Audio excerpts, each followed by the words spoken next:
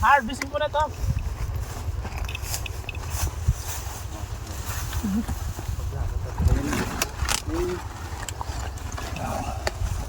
Guys, tignan nyo.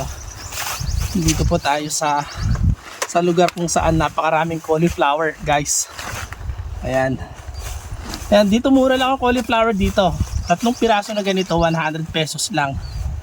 Ayan. PM nyo lang po ako kung gusto po ninyo, ha. Ito po malalaki pa, oh. Guys, oh.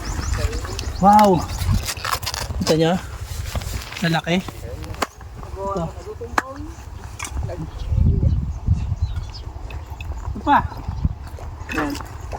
Pagka gusto po ninyo, magsabi lang ho kayo. Dami. Ay.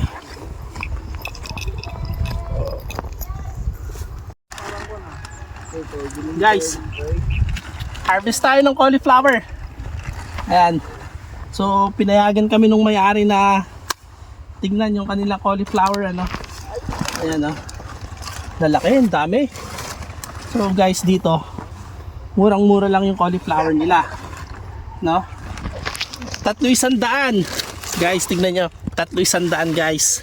Ayan, napakalawak yung taniman nilang cauliflower dito. Ayan, tignan nyo.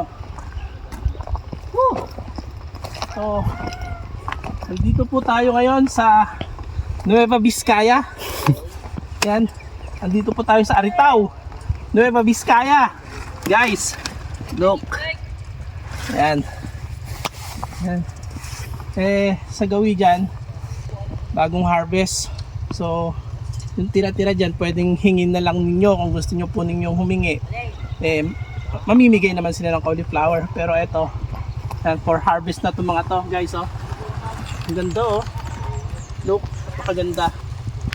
Oh, sana ganito kalaki yung utak ng tao, ano? Kung ganyan kalaki utak mo, naku po, talino mo, Einstein.